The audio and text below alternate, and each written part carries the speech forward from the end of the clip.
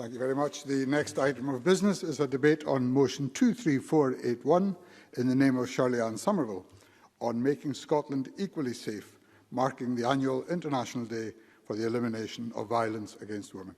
Can I invite members who wish to take part in this debate to press the request to speak buttons now, and I call on Shirley-Ann Somerville to speak to and move the motion. Cabinet Secretary. Thank you, Presiding Officer. Happy to move the motion in my name. Violence against women and girls is one of the most devastating and fundamental violations of human rights. It has to stop, and we have to take meaningful action to stop it. This debate marks the annual 16 days of action to tackle gender-based violence across the world, and it takes place in unprecedented and exceptionally challenging times in the form of the COVID pandemic. I'm happy today to accept both the amendments to the motion.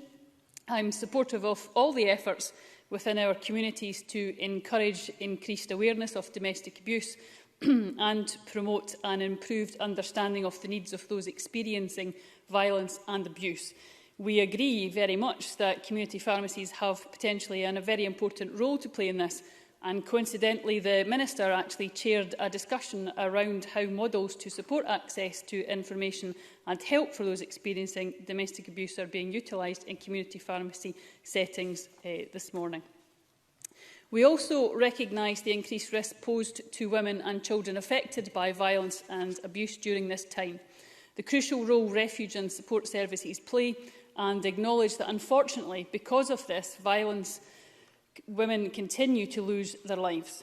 We are taking forward work to improve multi-agency risk assessment processes for the most at-risk and vulnerable women in our society, and will also shortly commence work to explore domestic homicide reviews in Scotland.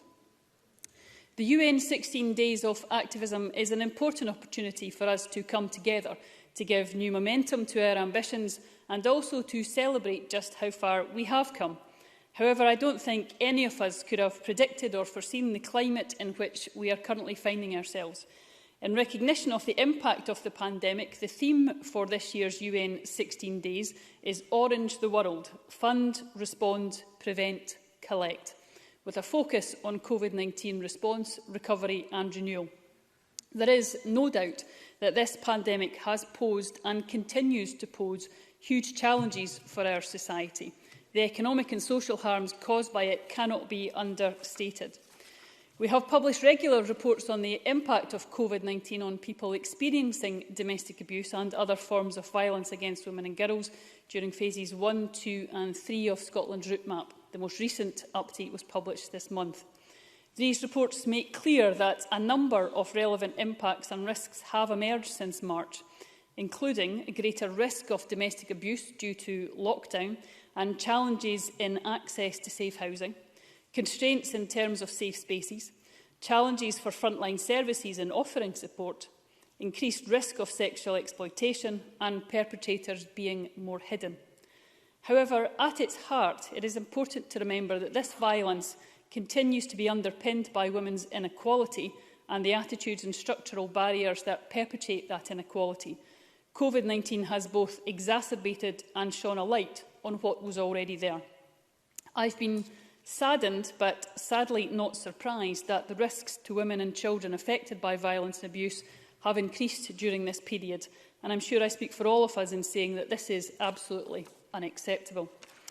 That is why, as a government, we have been tirelessly focused on ensuring that women and children get the help they need, and that tackling domestic abuse and all forms of gender-based violence continues to be prioritised. At the outset of this pandemic, we have been absolutely clear that none of the public health measures introduced should prevent women and children experiencing violence from accessing much-needed help, advice and support. Since March, we have invested £5.5 million in services across Scotland to help rapid redesign and support for victims and survivors during COVID-19. This additional funding has helped to ensure women and children experiencing or at risk of violence and domestic abuse have continued to access to vital help and support.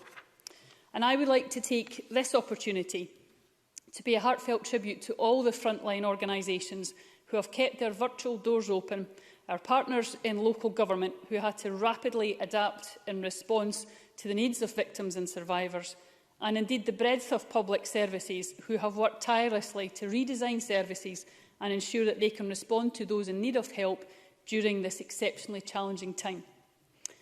As I said, we've undertaken to understand the impact of the pandemic across the sectors.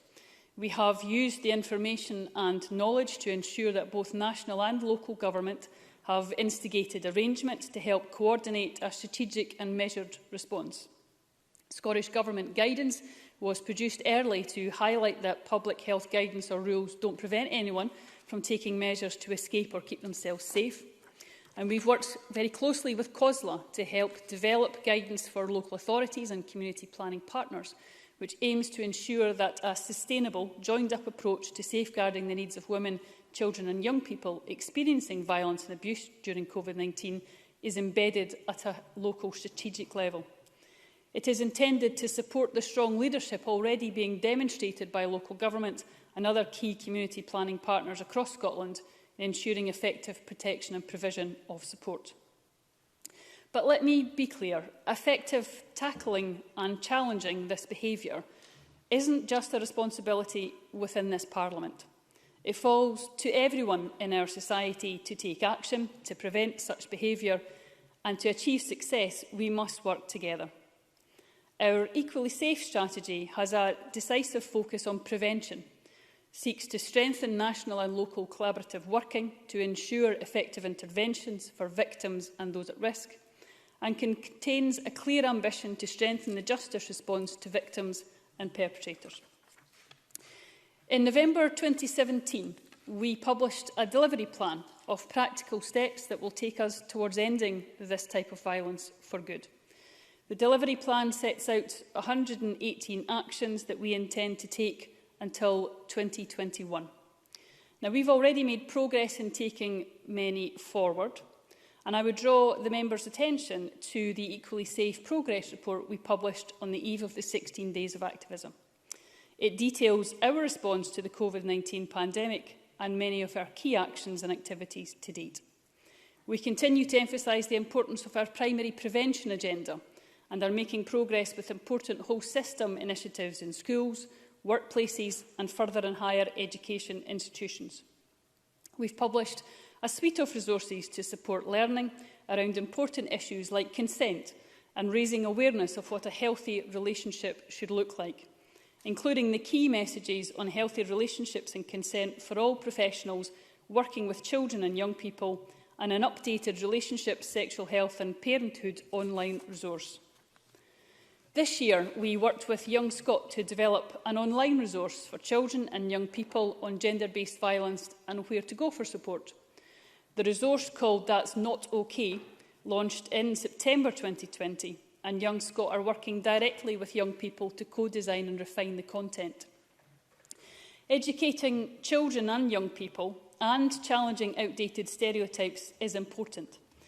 But perhaps the biggest challenge is delivering a societal shift where women no longer occupy a subordinate position to men. We need to make progress advancing women's equality in a range of spaces: economic, civic, social and cultural. The work of the First Minister's National Advisory Council on Women and Girls has made a vital contribution, and a key priority remains engagement with and response to their 2018 and 2019 recommendations.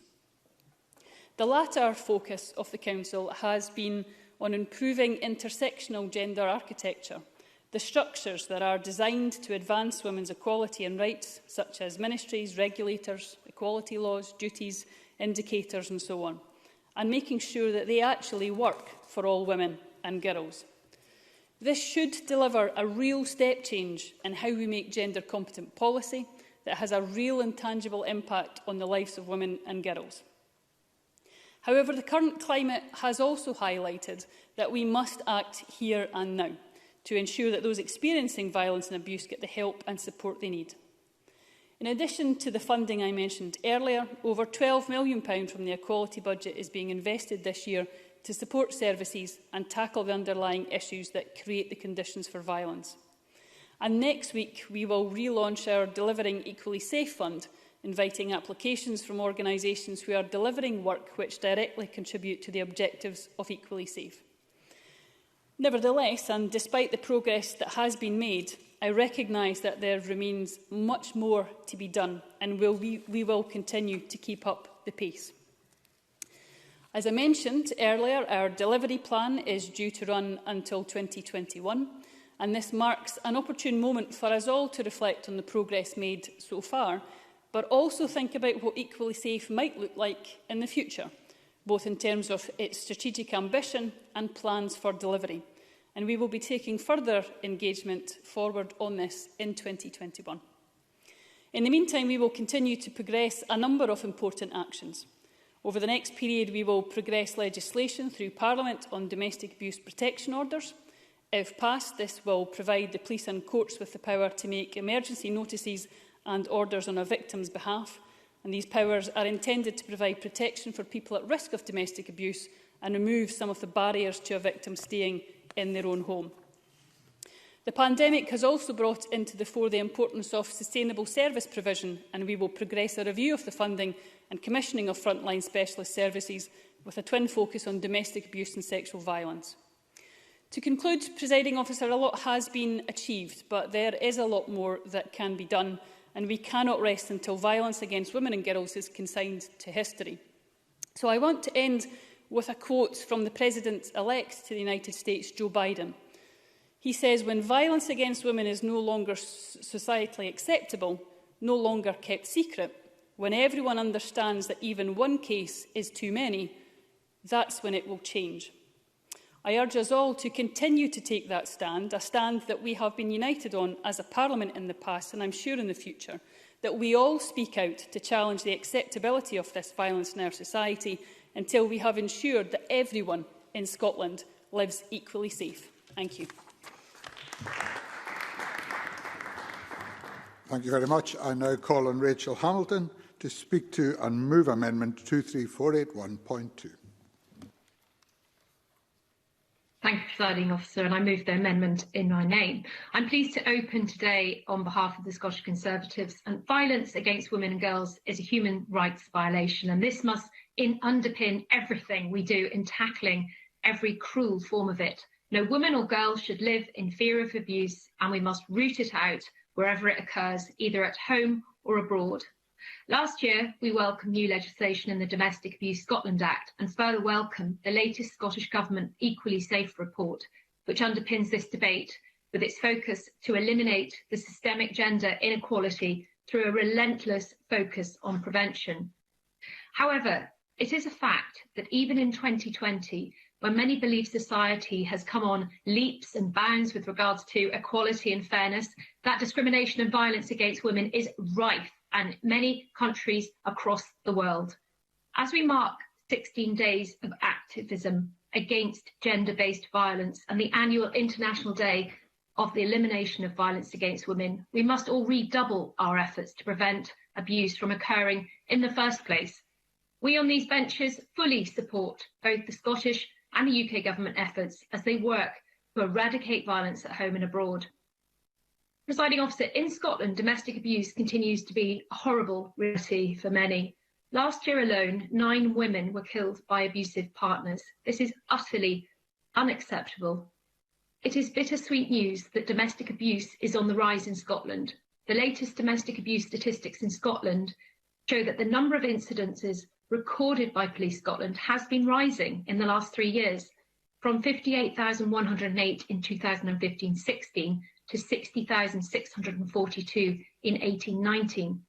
Indeed, one explanation for that rise may be down to survivors feeling more confident to report that they have experienced domestic abuse, which is encouraging, but it is still a worrying trend because the frightening levels of this hidden crime are being revealed, including an increase in online blackmail known as sextortion, where individuals obtain indecent images of a person and then threaten to share them with others unless they are paid money. When we take that figure and match it to the number of domestic abuse charges, they too are increasing and are at a 4-year high.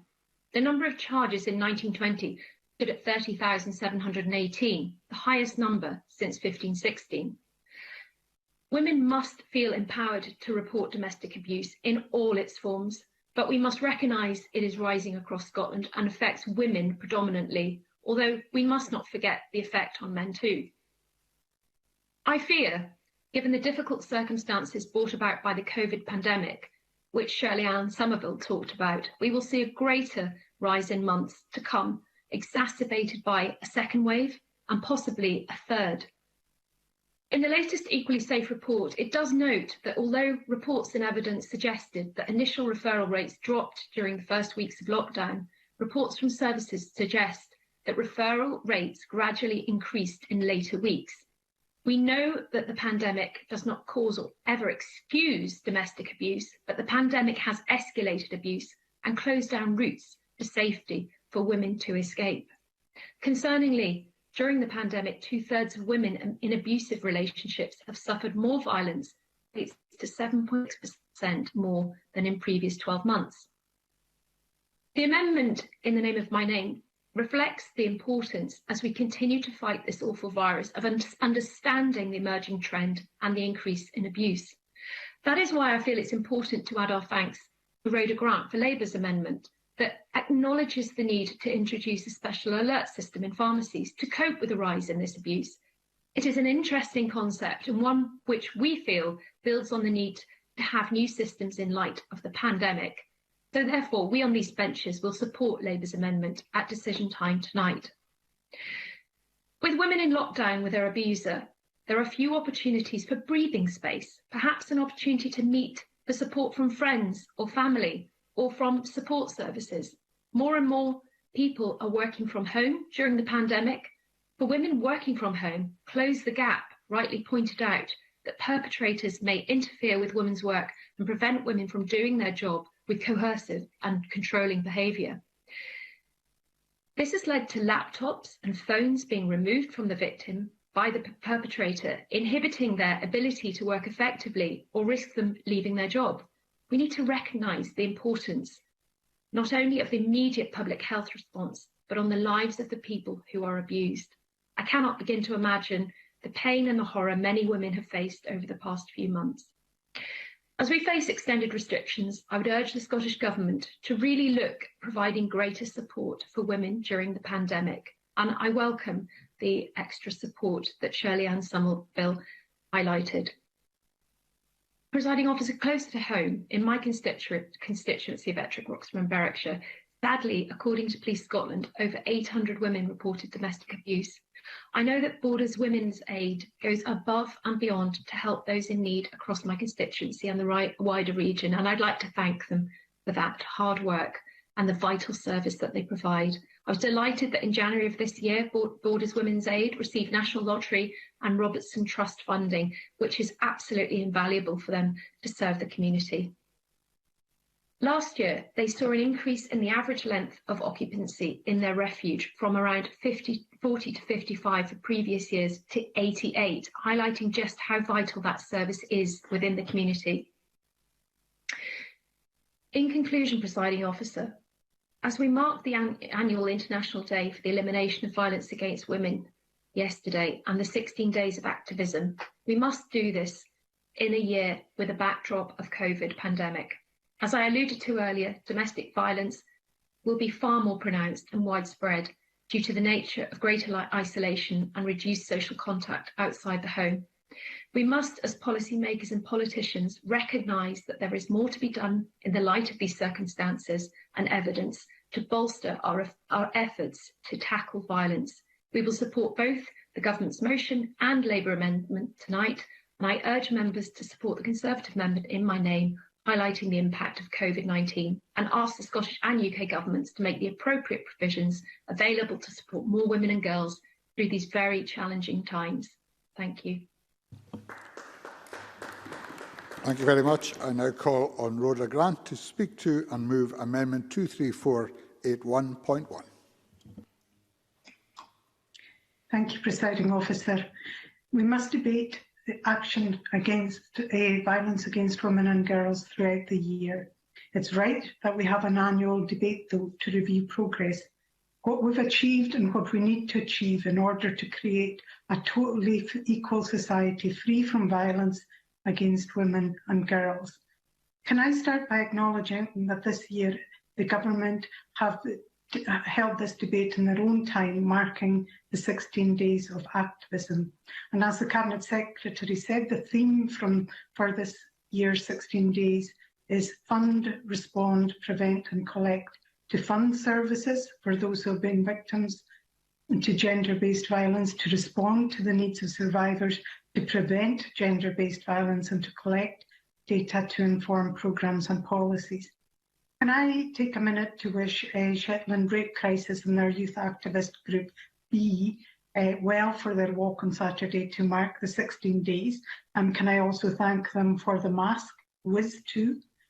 B stands for Bold, Equal, Empowered, and it's wonderful to hear about young people taking that stance. The Scottish Labour Amendment asks for some very simple steps to be put in place to better protect women during the pandemic. We've seen throughout lockdown that violence against women and girls has grown, and this has been highlighted, as we heard, in the Conservative Amendment, which we support. People locked down at home with an abuser are much more vulnerable. Conservative Amendment highlights the work of organisations such as Scottish Women's Aid and others that provide refuge accommodation. And I also understand that many councils have made more accommodation available to women's aid groups to enable them to provide more refuge space, and that is very good because people need that kind of refuge space. Alongside that, we have to put steps in place that protect women and girls who face violence, especially in their own home. In the Scottish Labour Amendment, we're asking the Scottish Government to consider interventions such as Mask 19 code word that's operated in France and Spain. It's a bit like the Ask for Angela code word that we know is used in pubs and clubs to engage the assistance of staff if someone finds themselves in a difficult situation that might be dangerous for them. The Mask 19 code word is used in pharmacies to enlist similar support. If the Scottish Government adopted this, they would need to ensure pharmacies knew where to direct people to find assistance, and most pharmacies have consulting rooms that they can use to provide a place of safety immediately. We also believe the Scottish Government should fund other safeguards to be put in place, things like the GPS panic buttons to alert police if someone is in danger and to ensure a quick response, and safe rooms in houses to buy people time if they are facing attack, and that's more important if we're going to encourage victims of domestic abuse to stay in their own homes. These are not expensive interventions, but they provide safety and assistance for people who feel that who must feel that they're very alone right now in abusive situations at home. While we put in place assistance for people facing violence against women, we have to focus on prevention, and that's been a theme that's run through many of the briefings we've had for today's debate. Violence against women is caused by cultural inequality that women face, which is even worse for women who have a disability, who are Black or from an ethnic minority background, something that's Zero Tolerance highlighted in their briefing. Predominantly, it's about status and pay. Last Friday marked Equal Pay Day, the day in the year when women on average earnings stop earning if their income is compared to men earning average earnings as well. It's equivalent to 6 weeks in every year that women work unpaid. This is not about equal pay for the same job. That's illegal, although we know it goes on, especially in more senior posts in the private sector. It's wrong, it's illegal. But what the gender pay gap means is that a job requiring the same level of skill and knowledge is paid markedly less because that job is predominantly done by women. And if we take key workers we have depended on during the pandemic, surely we should value them highly, yet our care workers are among the lowest paid professions we have. And despite having an Equal Pay Act since 1970, we have stubbornly gendered pay, and it needs to change. It damages the status of women, creates the impression that women are of less value than men, and leaves them open to violence and discrimination. In Sweden, where they criminalise the purchase of sex, recognising, as we do, that prostitution is a form of violence against women, they protect women from exploitation, from being seen as commodities to be bought and sold. As expected, this has impacted on sex trafficking, Sweden having markedly lower levels than neighbouring countries. But what wasn't expected was the impact it had on women's overall equality. Their gender pay gap closed. Care and responsibilities were more equally shared because women were more equal. And this was an unforeseen benefit of taking a stand on women's equality and status in society. We need to tackle inequality, not only for the women damaged right now, but also for future generations. We know that a child's life chances are directly impacted by the life chances of their mother, her wealth, her education, relate directly to our children's life chances.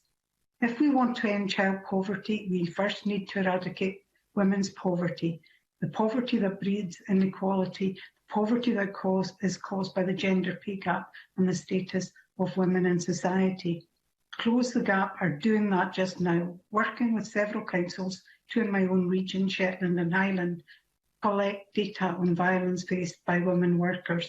They're piloting Equally Safe at work, which recognises inequality at work breeds violence against women. These councils recognise they have a key role supporting their workers and ensuring their employment practices are gender survivor sensitive. They are developing policies that combat occupational segregation that lies at the heart of gender pay gap and gather data to combat this. These are practical steps to deal with women's inequality. If we do that, if we meet head-on inequality that causes violence against women, we need to do that to prevent gender-based violence from happening in the first place. And we must challenge culture and society norms. We must create a new culture where everyone is equal and cherished, where discrimination and violence are a thing of the past. I move the amendment in my name. Thank you very much. And I now call on Alison Johnson. Thank you, Presiding Officer. Rhoda Grant is right. We certainly do need a new culture, and I would like to live in a culture where such a debate wasn't necessary on an annual basis. I'd like to begin by stating that the Scottish Greens will support the government motion and the Conservative and Labour amendments. And I'd like to thank all those organisations who provided briefings for today. The Femicide Census, which was published yesterday, examines the killings of women and girls from the age of 14 to 100 at the hands of men between 2009 and 2018. And this reveals that on average, a woman was murdered every 3 days in the United Kingdom. That is horrifying. But what's more, that figure shows no sign of reducing. It represents a decade of avoidable deaths, and each one a tragedy. The report reveals that the killing of a woman, especially in a domestic setting, is often reported as an isolated incident and giving no cause for wider public concern. But as the figures I just quoted painfully illustrate, there is every cause for wider public concern. These deaths frequently represent the failure of authorities to protect women from violence at the hands of men. As the report states, most are committed in similar settings, similar weapons are used, and similar relationships exist between the perpetrators and victims. These patterns belie the dismissal of women being killed as isolated incidents. They are predictable and therefore preventable. Frequently, the killings are committed by perpetrators with a history of violence in circumstances in which the victim has told others of the violence she suffers and sought help. It is appalling that in 2020, women are still not being listened to or taken seriously. Women who are asking for help are still not being protected, and many won't even get that far.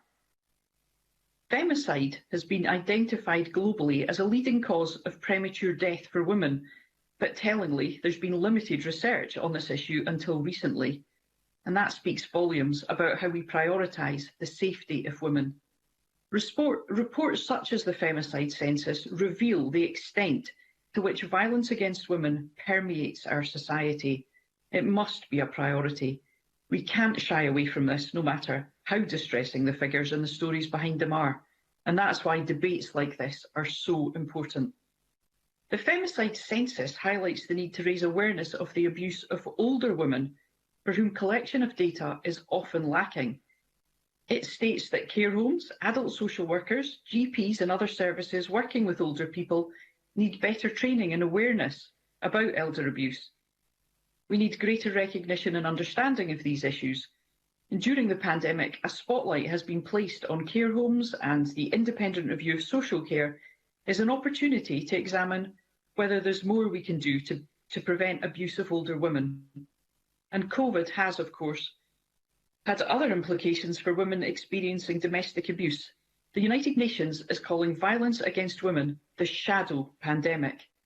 It is often the most vulnerable who are the worst affected.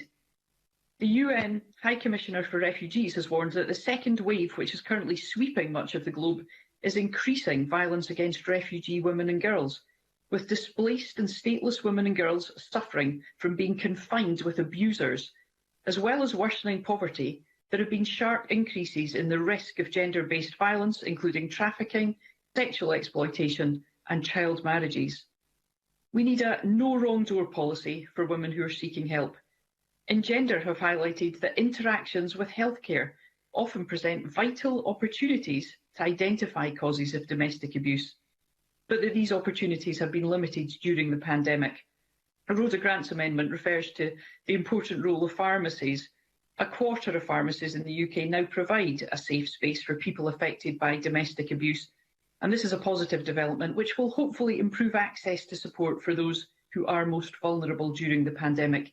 In conclusion, Presiding Officer, I'm grateful for this opportunity to speak about this important issue in Parliament today.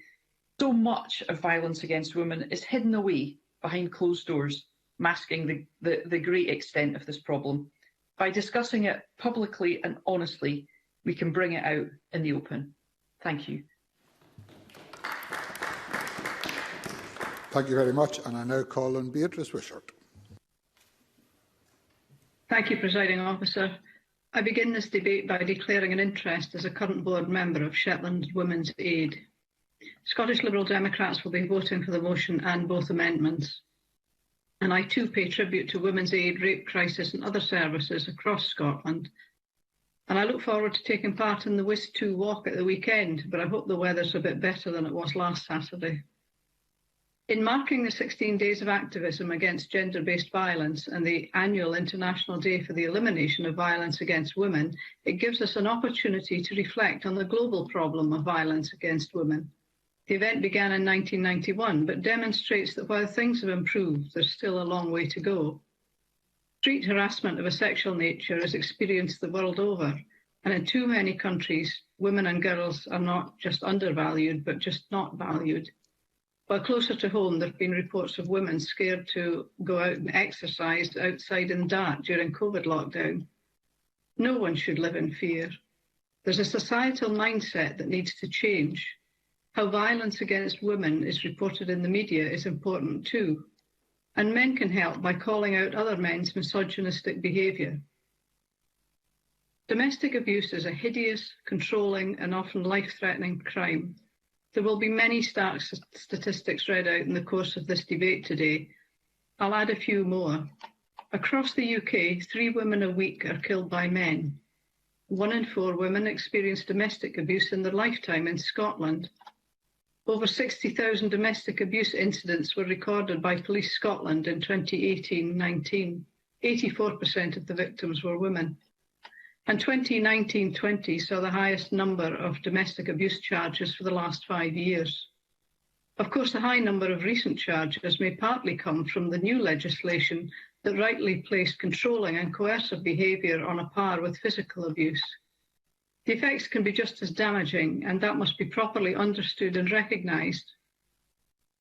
And the impact is not only on the abused woman. Children and young people who experience the domestic abuse of the mother are not simply witnesses to it. They are harmed by it, and that harm can be lifelong, impacting on their ability to form relationships, to concentrate at school, and ultimately their life chances. Domestic abuse is a major cause of women's homelessness in Scotland. A dispute within the household, violent or abusive, was given as the main reason for homelessness by over 4,000 applicants. 78% of applications in this category were made by women. More than half had children on their application. In fact, more women make a homeless application under this category than for any other reason, and yet experts still believe that this is likely to be an underestimate. Women who have had to flee their homes in the middle of the night, scooping up their children out of their beds to escape an abusive partner, give up everything. But why do they have to leave the family home? Staying in the family home should not mean staying with an abuser. Scottish Liberal Democrats have long sought policy changes that would address this blatant inequality through the provision of emergency protection orders. The last thing victims need is to be inundated with paperwork to prove they are homeless, or to be left to fend for themselves in finding a new place. I'm glad that legislative moves are now being made to make that policy a reality. Scottish Women's Aid described these orders as a natural progression to follow the groundbreaking domestic abuse legislation Scotland recently passed. People need legislation to back them up. I and the Scottish Liberal Democrats look forward to continuing the work that will help make this a reality. Finally, I would reflect that in Shetland there are no firms who offer the legal aid service. Equity of access to the legal system for domestic abuse survivors, wherever they live, is essential as lives are rebuilt on the road to recovery. Thank you. Thank you very much. We now move to the open debate, and I call Rona Mackay to be followed by Joan McAlpine. Thank you, Presiding Officer. If I'm not in on Friday, I might be dead. These are the words of a mother of 5 who was beheaded by her husband of 30 years. It's also the subheading of the recently published femicide census mentioned by Alison Johnson, which is full of truly shocking facts, one of which is, as we've heard, that 1 woman is killed by a man every 3 days in the UK. It sounds unbelievable, but it's true. Presiding Officer, last year I had led a members' debate to mark the global 16 days of activism against gender-based violence and the annual International Day for the Elimination of Violence Against Women. It was a chance to feature the amazing work of Dr. Emma Forbes and her creative art installations, Glass Walls. Then, as now, we highlighted horrendous incidents of violence in all its forms against women and girls.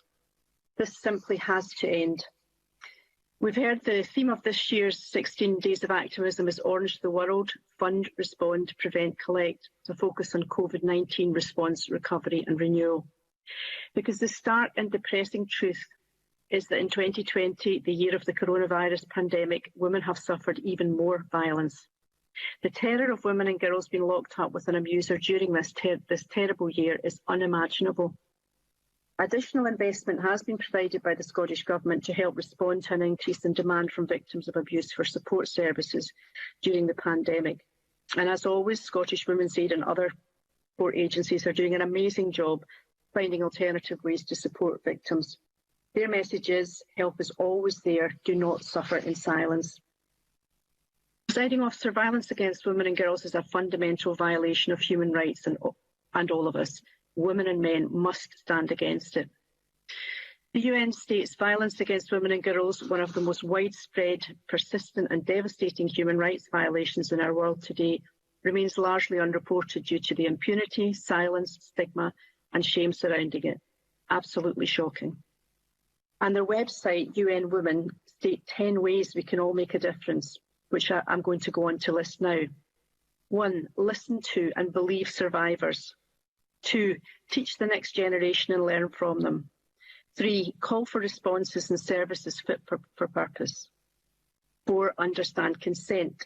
5, learn the signs of abuse and how you can help. Start a conversation. Stand against rape culture. Fund women's organisations. Hold each other accountable. Know the data and demand more of it. All details behind these vital messages can be found on the UN Women website, so please take time to visit it. Presiding Officer, as the Government, we have a responsibility to do all that we can to protect women and girls, So we're investing significant levels of funding in frontline services and bringing forward new legislation to tackle gender-based violence. The Cabinet Secretary spoke of the Equally Safe initiative, which is going to prevent and eradicate violence against women and girls. Will try to, and there's a strong focus in advancing gender equality and tackling the underlying attitudes that create the societal conditions for gender-based violence to flourish. And I agree with Rhoda Grant that poverty is at the root of many, and equality at the root of much of it. Legislative progress has been made through domestic abuse protection orders, which will be a game changer for abuse victims when passed. I'd like to see similar protection for victims of stalking, and hope that this can be done through my member's bill or additional legislation, which I will progress if elected next year. Other initiatives include improving forensic medical examinations for victims of sexual assault, consulting on challenging men's demand in relation to prostitution, and taking forward the new Female Genital Mutilation Act. And of course, the new world-leading domestic abuse bill, which criminalises coercive control, has been highly successful. Nearly 1,700 crimes were recorded by police under the new legislation in 2019 to 20, and more than 1,000 charges under the new legislation were reported to the Crown Office in 2019 to 20. So in conclusion, Presiding Officer, for anyone who thinks that marking this day is symbolic, I simply disagree. It's a way of reaching out to abused women throughout the world and saying, we hear you, we stand with you, and we will not stop trying to make this world a safer place for you. Thank you. Thank you. Joan McAlpine, to be followed by Maurice Corrie. Thank you very much, Presiding Officer. It gives me no pleasure to speak in this debate, but it is important that we do speak.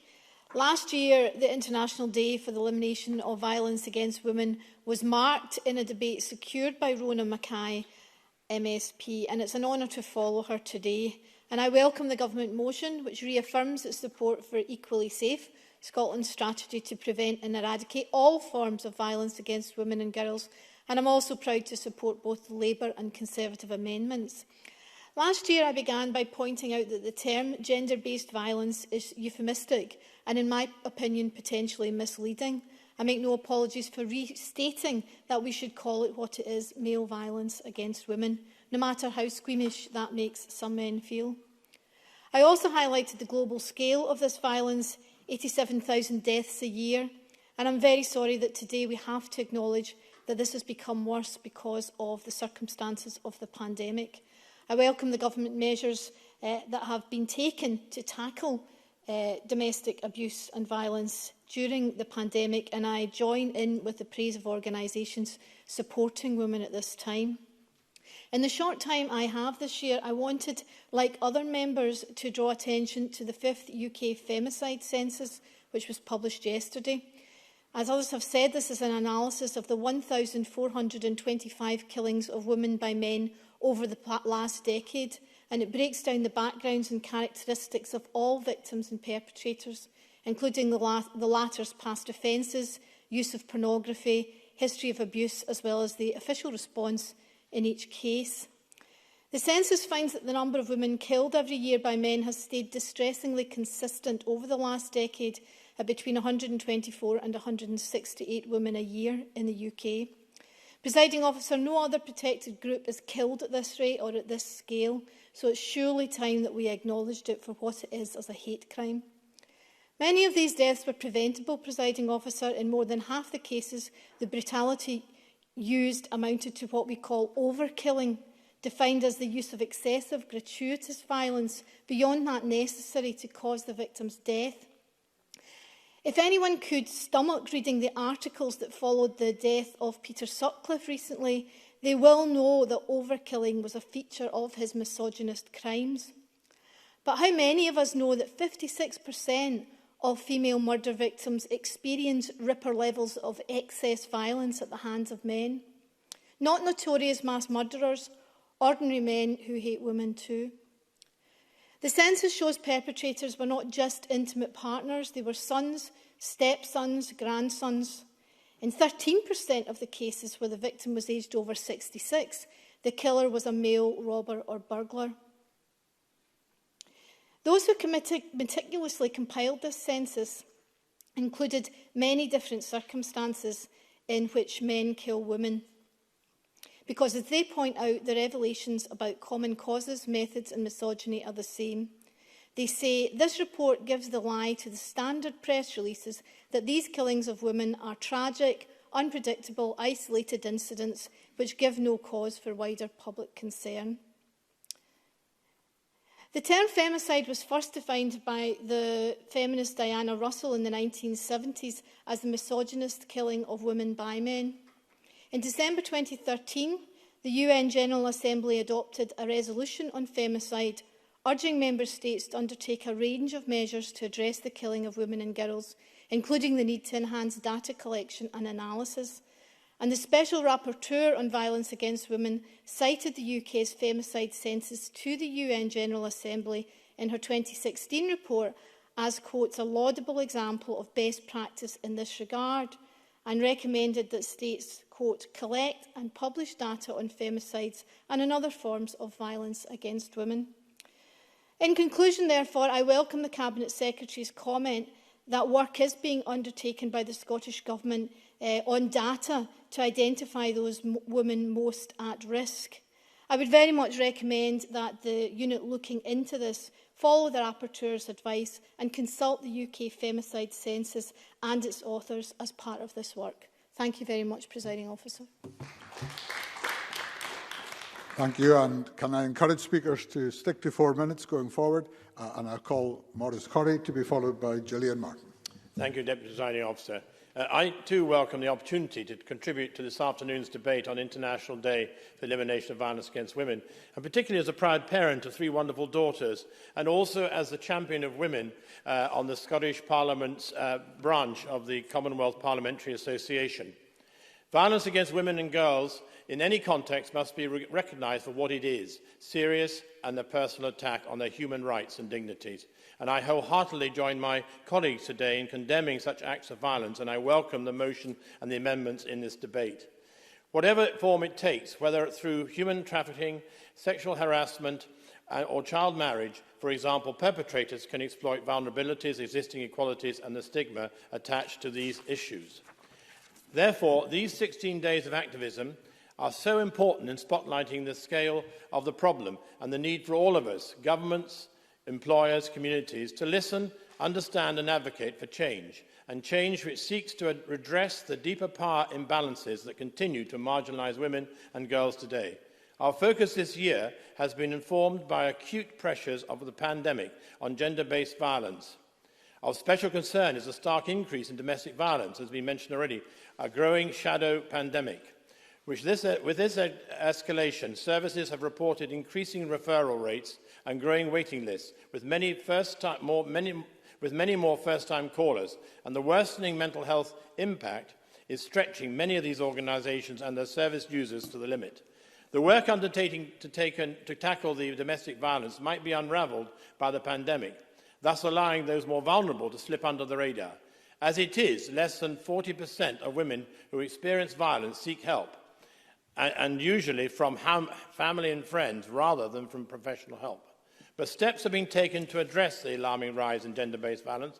Earlier this year, the UN called for member states to incorporate the prevention of violence against women and girls into the national response for COVID-19. And this call has been answered across the globe, with essential support pathways being greatly enhanced, with a greater number of shelters and helplines available to meet demand. And I welcome the actions taken by the Scottish Government too, and delivered in line with their plan, Equally Safe, and look forward to the increased protections which should be guaranteed in the long-awaited Domestic Abuse Bill. And similarly, the UK Government has worked to increase better reporting of the gender-based violence and pledged funding to take violence through community programmes based in Syria. In conclusion, Deputy Presiding Officer, to properly challenge gender-based violence, we need to see greater funding commitments coupled with a heavier emphasis on preventative measures. And this requires a collaborative, multi-sector, global approach to gathering the data, and indeed the responsibility lies with every person to ensure the well-being and protection of girls, and make sure that we leave no one behind. Thank you. Thank you very much, and I call Gillian Martin to be followed by Joanne Lamont.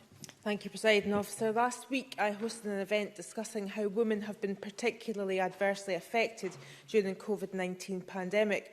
We spoke of the financial impact, the caring imbalance and the disproportionate health outcomes.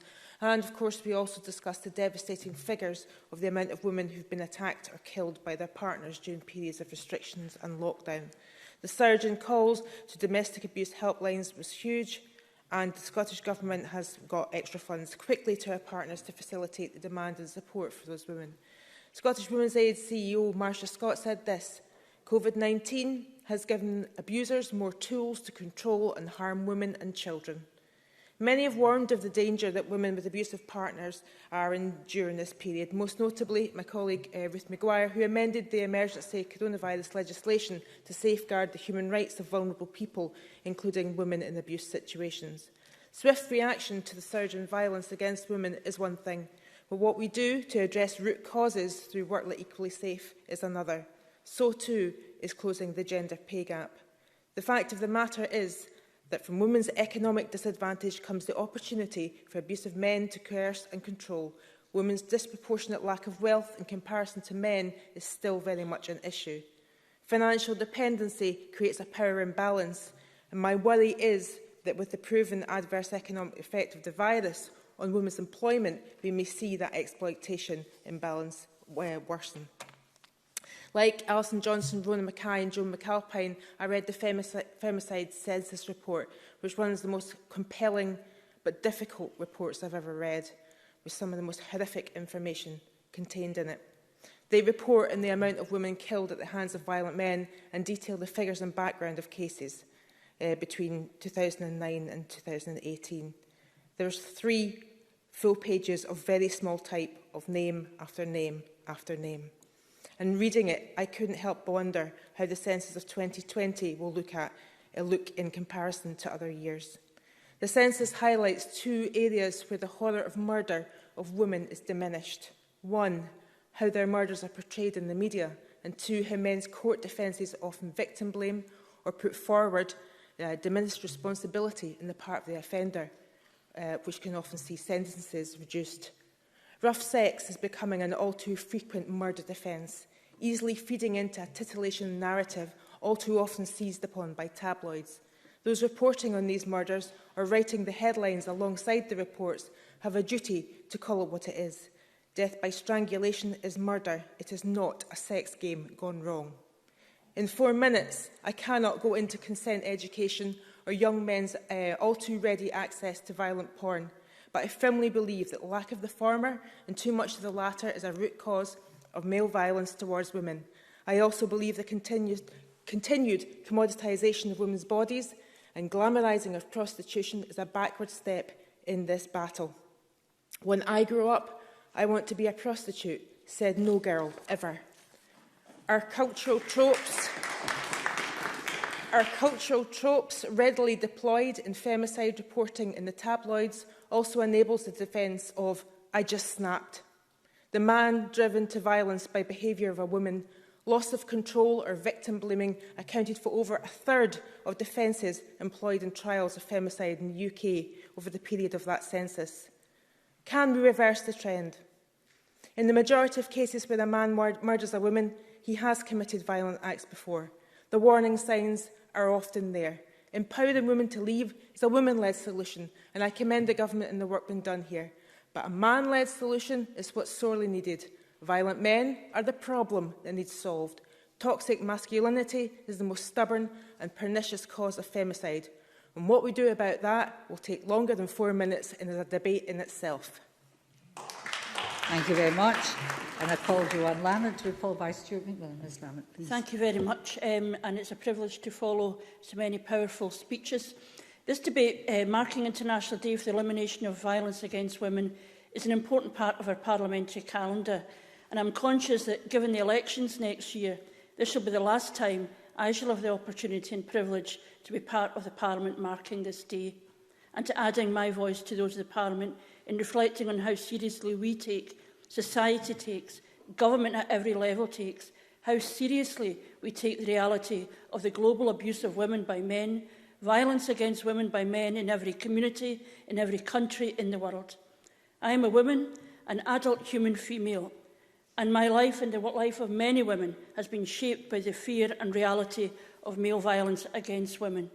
And when women like me fought for 50-50 representation as the Scottish Parliament started, it was precisely because women's voices, their lives, their experiences and the barriers women face in achieving their potential needed to be heard.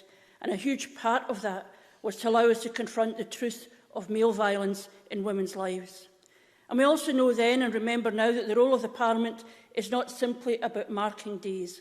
The test for all of us is to understand the cause and consequence of male violence and take action to address it, step by practical step, rigorous, persistent, focused and determined, to understand the spectrum of male violence, domestic abuse, coercive control, prostitution, trafficking and commercial sexual exploitation, amongst so many others. And of course, back in the day, there were voices who said, not all men present a risk. Men suffer violence and abuse too. Prostitution is the oldest profession and will always be with us. We can't do anything about men seeking to purchase sex. We can only manage harm. And we said then, and we say now, of course it's not just women who suffer abuse, and everyone experiencing violence or abuse deserves support that they require. But if we do not look at the overwhelming pattern in domestic abuse, in sexual abuse, in violence, in prostitution, if you do not name the crime, you cannot change that pattern. We cannot teach our children and our sons and our daughters how they might change the world if they do not understand that reality. And my goodness, how much does the world need to change? In the more than 21 years that I've been here, women continue to be abused, raped, murdered by men, mostly by men they knew or were planning to leave. Women continue to be belittled, abused, controlled. We know that women are disproportionately suffering now because of COVID and lockdown, and we shall need to be prepared for the outpouring of trauma when this crisis ends. And we see young girls increasingly under pressure with scarce regard for their understanding of consent. And we see the increased use of the defence of rough sex by men against the charge of murder. The modern version of she was asking for it. Women literally being blamed for their own murders. So today we see and acknowledge the abuse of women by men in plain sight. But we're also seeing those who do not want to acknowledge what follows from that. The support for women's refuges, for women exiting prostitution, for action in commercial sexual exploitation, for women-only services, for women-only spaces, for a justice system informed and alive to women's needs. This emphasises the need to women-proof all of our policies and legislation. Women are not just in one box. And we're hearing voices telling women to get back in their lane. Well, the 20-year-old me, like many, many other sisters, refused to stay in our lane and persisted in demanding the rights of women be addressed. And for what it is worth, this 63-year-old me has no intention of getting back in the lane either. Today is a time for reflection, remembrance, resolution and, yes, rage. Is it too much to hope that women's lives can be changed, that male attitudes can be challenged, and that girls born today will be safer than all of those who have gone before? Thank you very much. And I call Stuart McMillan to be followed by Ruth Maguire. Mr McMillan, please. Thank you very much, Presiding Officer. Presiding Officer, I wanted to speak in this debate today. And the fact that this debate still needs to happen indicates that although progress has been made, there's still a long, long way to go. Now, a couple of years ago at the SNP conference, one of my colleagues, Martha Campbell-Sturgis and I, we co-authored and successfully got the issue of sex for rent onto the conference agenda. Now, that resolution was passed with an amendment from Ruth Maguire MSP and also Ash Denham MSP. The practice of advertising free rent with strings attached is just appalling, but sadly, the internet makes this type of activity more prevalent. Another aspect of where the net makes things more challenging for women will be in the area of pornography, and some colleagues have already touched upon that. This has been spoken about many times before, outside of this chamber, also in society, but about how young people access it, and also young girls and boys, and how they might consider what relationships are actually all about. Now, I know this was an issue that the UK Government were being pressured into acting upon because communications are still reserved to to Westminster. But the net is a wonderful tool when used wisely, but it can also be used in that more sinister fashion. And this isn't news to any of us, but it's important that we can all show leadership to try to help present and make things better for future generations. And as a father of 2 young girls, I do have a concern about some of the negative aspects of what the internet can do and how it will influence others and their subsequent actions against women and girls. Presiding Officer, I welcome the Scottish Government's Equally Safe strategy and the resources that have been invested in it.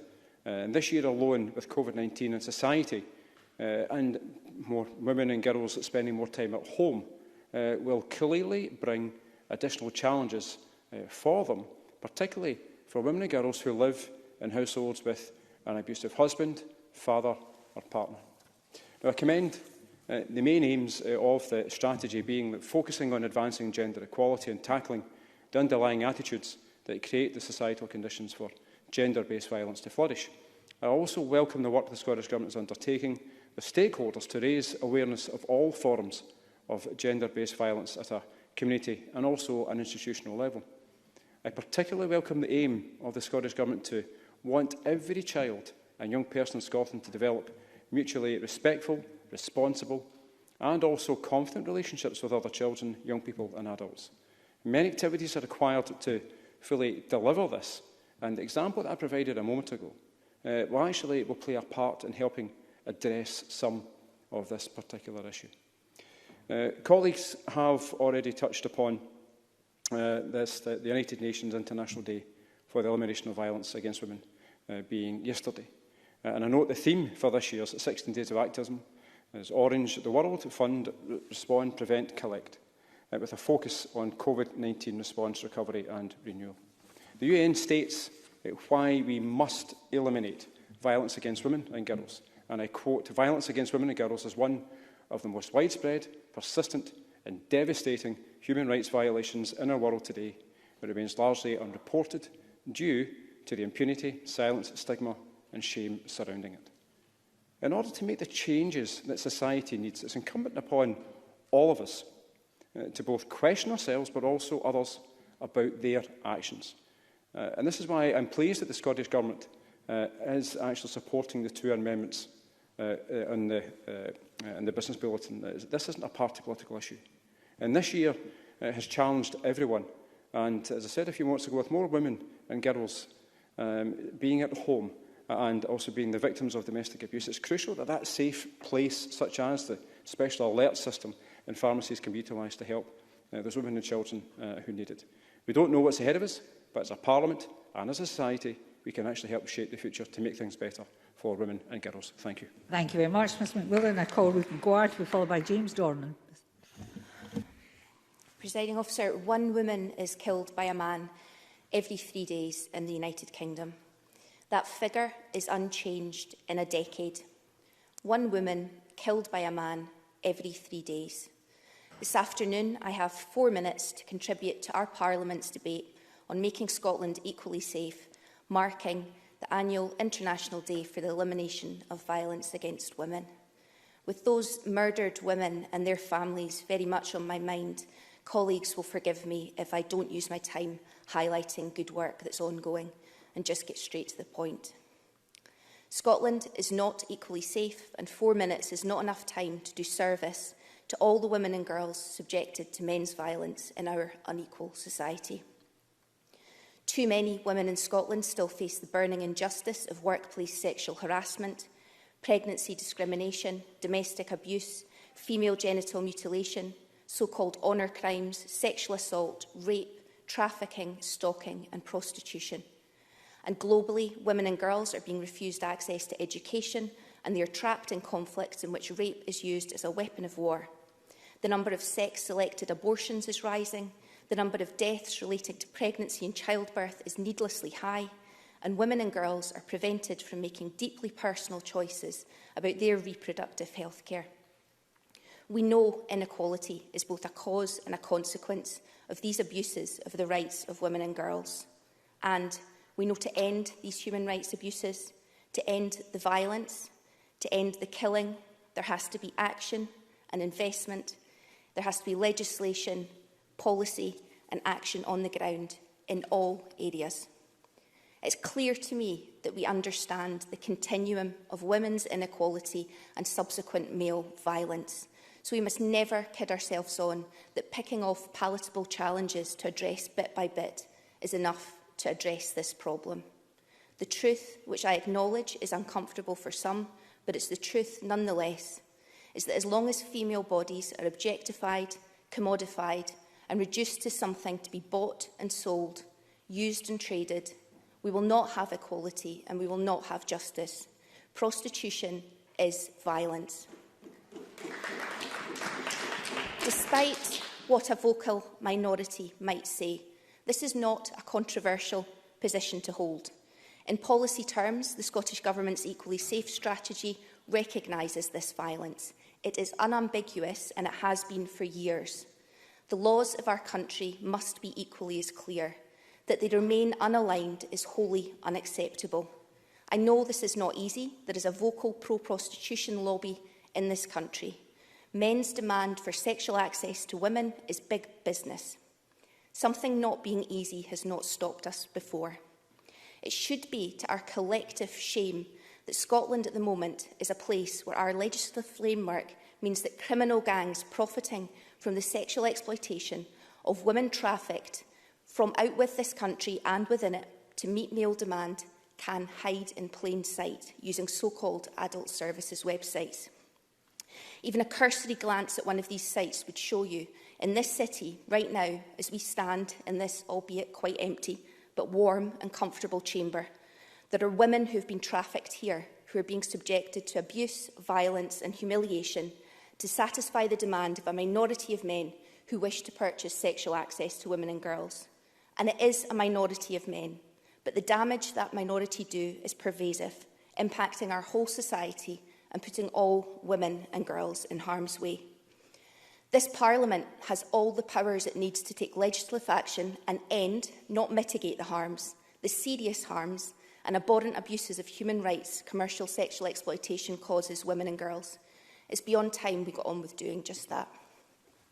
Thank you very much. And I call James Dorn, and Mr Dorn is the last speaker in the open debate. Thank you very much, Presiding Officer. And before I do start my debate, can I just say that I kind of feel a bit embarrassed, if not ashamed, to be standing up, sitting here debating this, particularly after listening to the last four speakers. No disrespect to Stuart, the three female speakers that we've just spoken to have more than anything just highlighted the importance of women's voices being heard on a regular basis, particularly about something that's so important to them. But anyway, to go on with what I was going to say, when I was deciding to speak on this debate, I reached out once again to my good friends at the Daisy Project, Castleknock-based organisation who deal with women and families who are victims of domestic violence, for their views. Only the first week of lockdown saw them move from a community-based service to a remote team working from home, and they've been able to provide a seamless transition with full services provided. Unfortunately, they've also seen a 40% increase in referrals, as well as an increase in the vulnerability of families. The women continue to experience abuse and harassment, many of which are exacerbated by the COVID-19 crisis, delays in child welfare and criminal cases, increased financial abuse and reduced access to many support and advice services, have all complicated and prolonged their traumatic experiences, and some have just chosen to stay. However, many others have carried on reporting to the police, giving statements, fleeing to safe accommodation, attending court, schooling children, working and caring for their families. And you know, many of those women they support are frontline and key workers, which is just amazing given what we're having to go through at this time. There's no doubt that the additional challenges of COVID bring additional costs and time and resources. So Daisy was privileged to be able to access emergency COVID funding and receive generous donations. But they are aware that winter brings additional worries and concerns for women. Fears of not being able to feed their children and heat their homes is very real for many, and the dread of Christmas and disappointing children is equally distressing. Now, I want to read you from a statement given to me for this purpose by my constituent and friend Fiona Druitt, of whom many of you are well aware. And I think this is important as a reminder of why we are here today. It also has two asks of the Scottish Government. When our 18-year-old daughter Emily took her own life after being abused by a fellow student, we were shocked to find out how widespread gender-based violence is. Gender-based violence is indiscriminate of age, class, background or setting. It can happen to anyone. Our daughter paid the ultimate price. Finding out what happened was agonising, but her torment didn't end there. We had to fight for justice for Emily and hear her abuser's lawyers tear her apart in court, rewriting her life. They were free to say whatever they wanted, as there was no burden of proof on them, as you cannot defame the dead. As the Procurator Thistle Chris McIntosh said on the day of sentencing, it's disappointing to see the system, which could not protect Emily in life, is now unable to protect her in death. I know as a country we can do better. That's why we're calling on the Scottish Government to introduce protection for those who are sadly not here to protect themselves. Leading up to her death during an assault, Emily's abuser put his hand around her neck until she saw stars and thought she was going to die. Emily said to one of her friends, "He's done it again, put his hands around my throat. I can't go on." Only minutes later, traumatised and scared, Emily took her own life. According to a submission made to UK Domestic Abuse Bill Committee in May this year, research has found that history of strangulation presents an 8-fold increase in the risk of death. It also highlights how non-fatal strangulation is frequently used as a tool of coercion to instill fear, to show an ability to kill, leaving physical and psychological impacts that can often last a lifetime or trigger a stroke later in life. Non-fatal strangulation is treated as common assault in Scotland. Our country leads the way with gold standard domestic abuse laws, and I know that we can do this again by making non-fatal strangulation a specific offence that acknowledges the dangers and long-lasting impacts on victims and survivors. That's the end of Fiona's statement. Now, I appreciate that this is not part of the Minister's portfolio, but I thought it important to get both these points on the record, and hopefully the Cabinet Secretary, will be able to take them back to the Justice Secretary for consideration. What better way to take on the sentiments of this motion than to attempt to do what's been suggested here? And I would just like to finish off, Presiding Officer, by thanking Daisy and all the other domestic abuse, violence against women organisations for everything they do. Scottish Government and local authorities for their support and funding, and thank Fiona and her family for creating something good from the ashes of the worst thing any of us could possibly imagine. I've no doubt that Emily will be proud. Thank you. Thank you. Closing speeches. I must ask the closing speakers to keep their time. With no time in hand. Polly McNeill, please, to close for Labour 5 minutes. Thank you, Presiding Officer. Can I begin by saying that there were stunning contributions this afternoon by women across the parties. I must say that Gillian Martin, Joanne Lamont, Ruth Maguire and Rachel Hamilton did stand out, and Joan McAlpine, but it was one of the most stunning debates I think I've been part of, and I'm proud to be part of it, because women and girls all over the world know very well the root of our discrimination and abuse. We have that in common. We have that in common across the parties, across the continents, across countries and across the world. It's the same. Men's power, men's dominance. Our sisters are being killed by men within marriage, out with marriage, at work, and every part of their lives. It is because of their sex and who they are that makes it dangerous for them. So if solidarity should be offered across the parties, across the countries, across the world, we will not be silent. And therefore, that's why it's important to use our power in government and our voices in opposition to make sure that we can act in these 16 days. I'm pleased that the Government will be supporting both amendments, and I think it's also important that we're joining together as parties. Stay home, stay safe has been the opposite of the reality for many women during lockdown. The pandemic has sparked a plague of sexual violence, and unfortunately for a lot of women, their home is the most dangerous place. Close the Gap note that 1 in 4 women experience domestic abuse in their lifetime in Scotland, and it's not just physical abuse that women are subjected to, but coercive control, and it has intensified during the lockdown. Perpetrators of abuse have been inadvertently given, in effect, the means to further restrict their partners' freedoms and threaten their safety.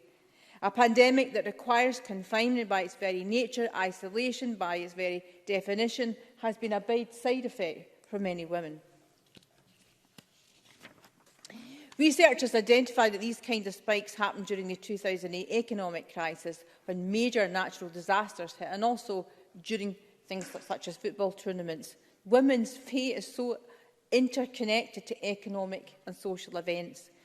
Messages to the UK's National Domestic Abuse Helpline increased by 120% on one particular night early on in the lockdown, and over the past month demand has steadily increased, say the charity Refuge, which has helped run the helpline.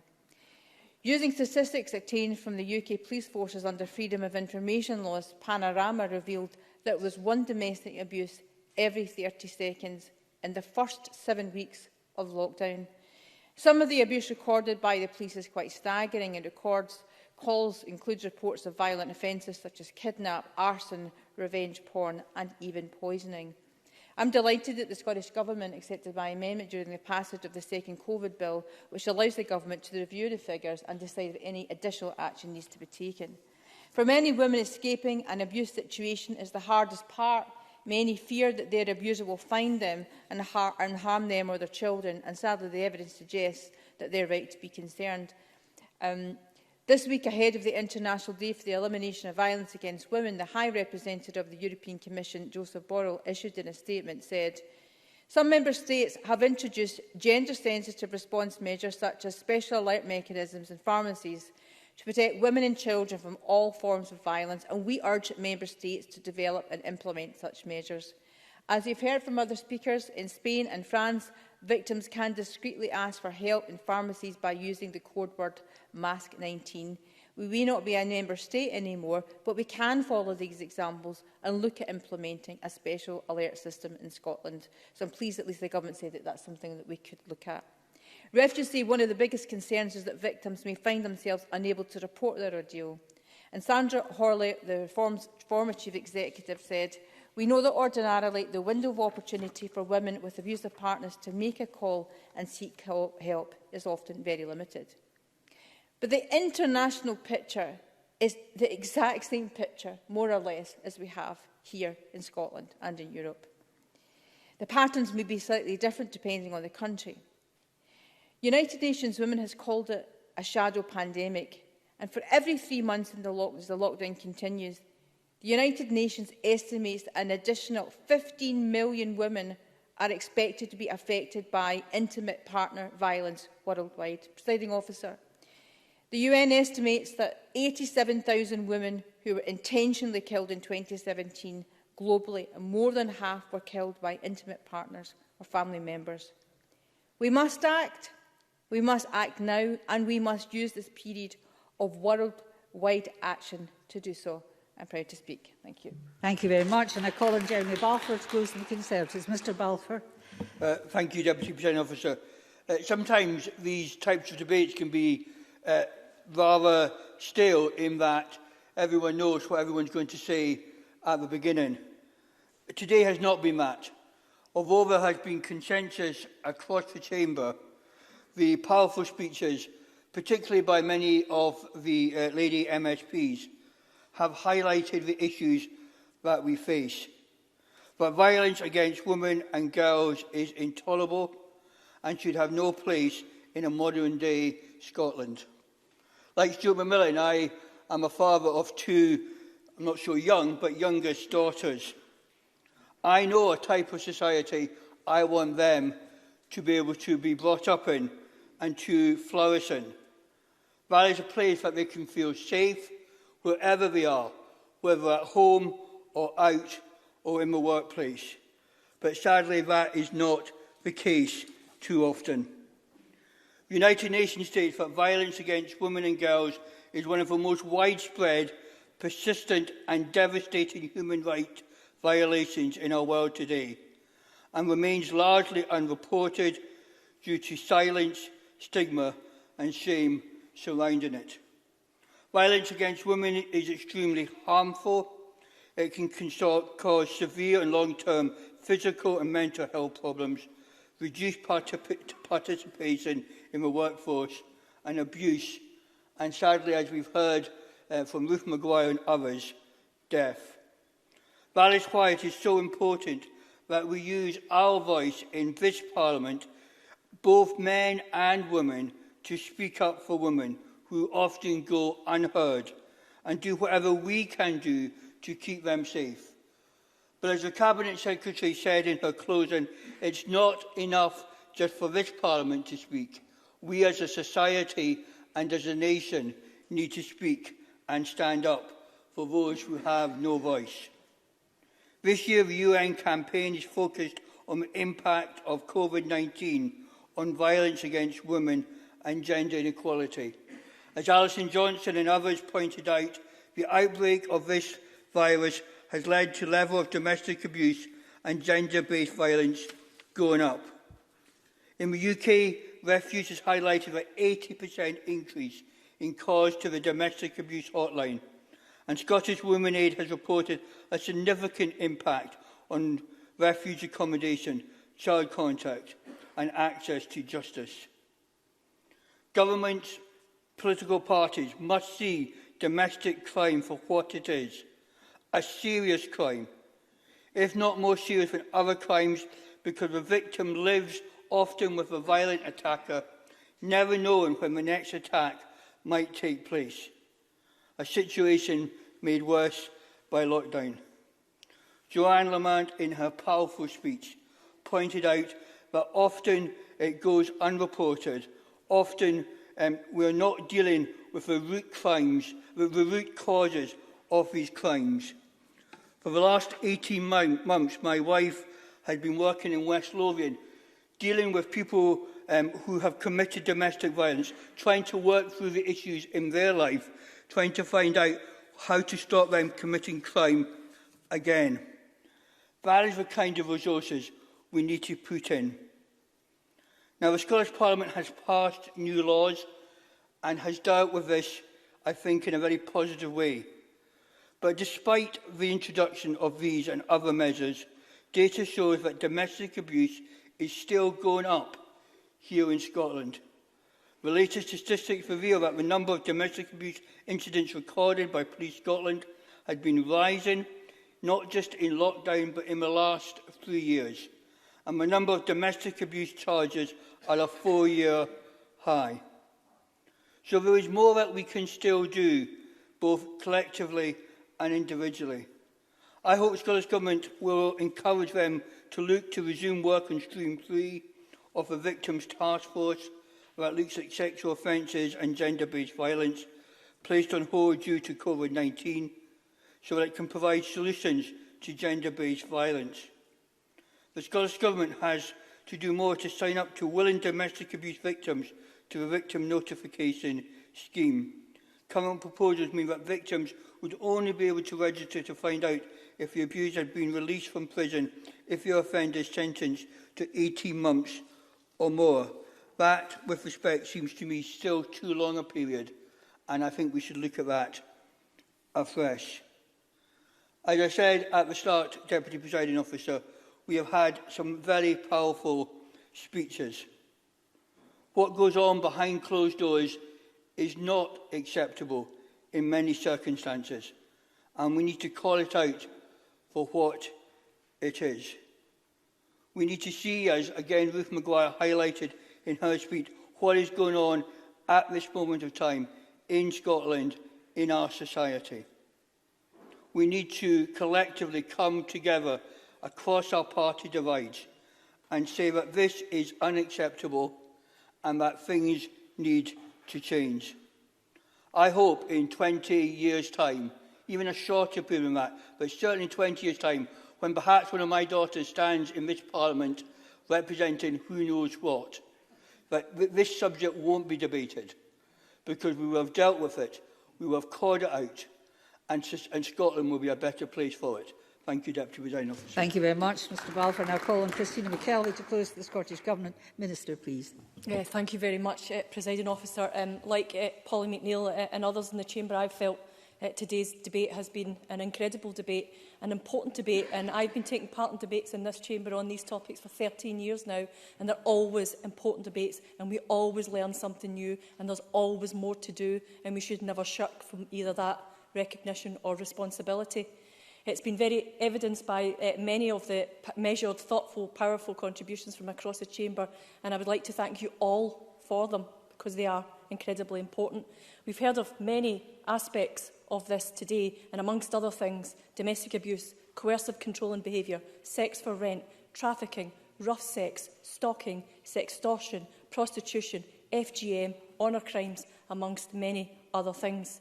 And that's why we have the 16 days of activism. It is an opportunity to champion progress, to mark that progress, to mark the accomplishments of not just this Parliament and the work of the parliamentarians in it, but especially the work that's been done to change this issue on the ground.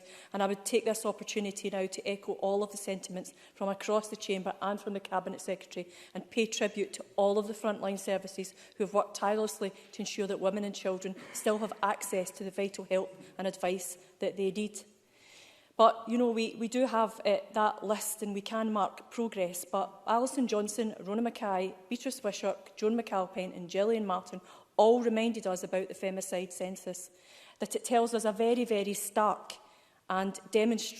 story and demonstrates in the most horrifying way why we need to continue our work to tackle and prevent domestic abuse. 3 women a week. That's a horrific statistic. And in the work that we have been doing over the peace, we have managed to continue to do our work around multi-agency risk assessment arrangements. And during COVID and early in the pandemic, there was a clear commitment for continued operation of MARACs.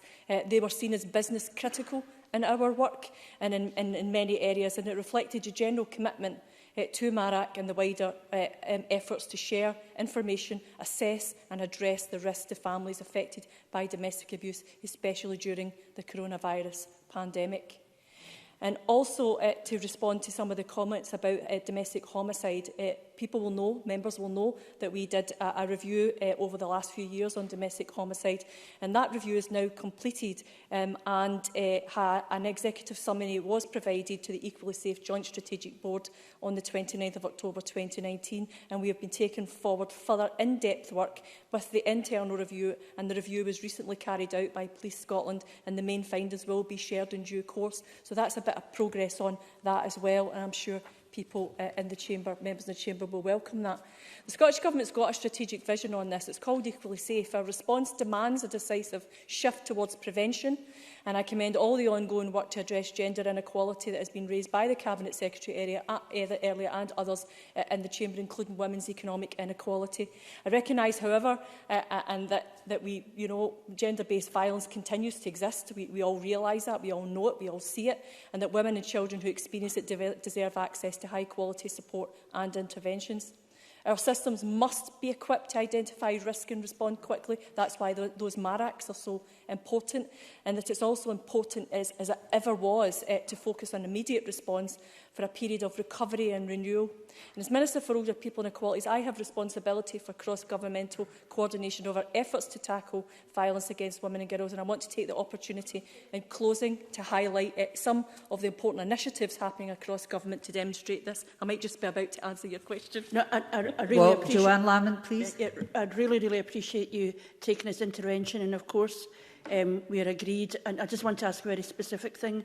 As the Minister responsible for equality in that cross-cutting role, would you make a commitment to raise with the Justice Minister the importance of addressing this question of rough sex as a defence? This has been something that's been addressed elsewhere, and I wonder if it's something cross-party we could agree on looking at going forward. Minister. Yeah, I'm more than happy to address that. Jeremy Balfour, in his contribution as well, raised a few issues that I've also agreed to him that I'll commit to raise those with Hamza Youssef as well. You'll not be surprised that Justice colleagues are involved with the Equally Safe Board as well, so we consult all the time, but I'm happy to take forward that specific issue. Early on in the pandemic, we realised very, very quickly, within days actually, that where everybody was going home to the sanctuary of their home, that was not a sanctuary for many women and children in our nation. And we met very quickly within those days with the women's organisations, provided additional funding for them to deliver their services, and also got some early intelligence on other ways in which we could support that work. In the amendment today, both Rhoda Grant and Alison Johnson and a number of others, but especially the Labour amendment today, they talked about pharmacies and how we could use code words and stuff. I'm really pleased to say that we have quite advanced work on both of those areas. And just this morning I met with I chaired an event that had both the Home Office, the Boots and the Independent Pharmacies Association there, and a number of other stakeholders to talk about it. So pharmacies across the UK actually have been providing safe spaces. Boots were able to tell us this morning that they now have 4,171 pharmacies who are taking part in the Safe Spaces project, and by the end of this year they expect another 800, so that's like 5,000 in total. They're rolling out training to all of the staff to understand when somebody comes in and asks for a safe space, how they can accommodate that and how they can respond with both confidence and competence in doing that. Now, about 10% of those safe spaces are in Scotland, so we're punching a wee bit above our weight on that, but we want to obviously do much, much more, and they made that commitment to work with us this morning to do that. On the issue about a code word, which is something that we thought about very early in the pandemic as well, because we've been hearing some of the work that was being done around that, and the work that was being done in France, obviously the work that had been done in France. We thought about doing a Scottish-specific one, but in our conversations with our colleagues across the other three nations and the work that the Home Office were doing on this, we decided to go with a four nations approach, and we have something that's been coordinated by the Home Office called Ask for Annie. And Annie is action needed immediately. So whilst the Boots and the other independent pharmacies project about safe spaces is there, running alongside that will be that immediate response as well. So if somebody comes in and asks for Annie, that means they need support immediately, and the police will be called and they will be taken into that safe space. And we are, after today's event, we are producing a report, and I'll make sure that members get copies of that report to understand how that work will be rolled out, because I think it's incredibly important. Boots and the independent pharmacies gave us a few stories today, and they told us a story this morning and gave me some examples of how to use a safe space to make a call from home. And it was a young woman who came in and she could not use her home phone or her devices at home because he was always there, and she was able to go into the pharmacy and pretend she was picking up a prescription, go into the safe space and phone for help. And that's just a practical way in which this works, and that happened just here in Whitburn and very, very locally. So there is this work being done, and it's incredibly important. There's so many other things that have been raised. The protection orders raised by Beatrice Wishart and Rona Mackay is something we're progressing obviously really well. Yeah, if I've got time, Presiding Officer, I think. Well, you'll have to absorb it, Maurice Corrie. Okay. All right. Go for it. Okay, thank you, Deputy Presiding Officer. The question about the victims who are not able to sign up or register if their offender has done less, is put into jail for less than 18 months is a concern, and it's not included in the domestic abuse bill. Would you seek to talk to the Cabinet Secretary to see if those who have been offended, i.e. the victims, can actually register if the offender has been jailed for under 18 months? Oh, it was a bit of a long one, but never mind. I'll give you your time back. Yeah, thanks very much, Presiding Officer. I know the Cabinet Secretary for Justice has listened to all opinions on that area, so we can make sure that he's got a note of your comments in the debate today and take that into account when he's making his considerations. Presiding Officer, I know I've got so much to get through, but there is so much to say as well.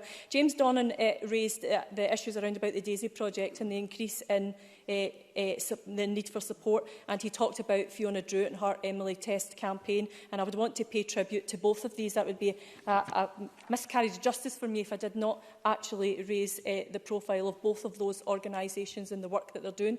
Gillian Martin, in her very powerful speech, reminded us who is responsible here. It's the man perpetrating the violence.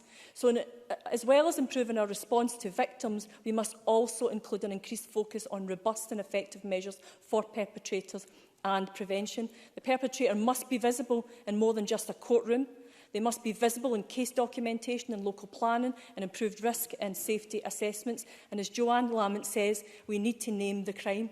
Absolutely, we can be doing that through this work. We now have 19 local authorities who now deliver the Caledonian system, and that covers around 75% of the population, and we're building and working on that all the time, because one of the efforts that we want to take, like Jeremy Balfour's wife and the work that she's doing, is to, if we can prevent great, that's the work that we should be focusing on. But when perpetrators are brought to the attention and they can go through a programme like this, then rehabilitation has to be something that we commit to, and we have done that through the Caledonian I'm sorry, project. you must conclude, Minister. Okay, I will finish up. There was lots of points made about prostitution by both Rhoda Grant and Ruth Maguire, and the consultation is currently open. And, Presiding Officer, in my final points, I know that everyone here shares this common goal. To ensure that women and girls live free from all forms of violence, from the norms and inequalities that create the conditions for that violence to happen. Today, I would invite our Parliament to restate our collective ambitions here. And like Rona Mackay, I would want to say, we hear you and we stand with you. Thank you. Thank you very much. And that concludes the debate on making Scotland equally safe, marking the annual International Day for the Elimination of Violence.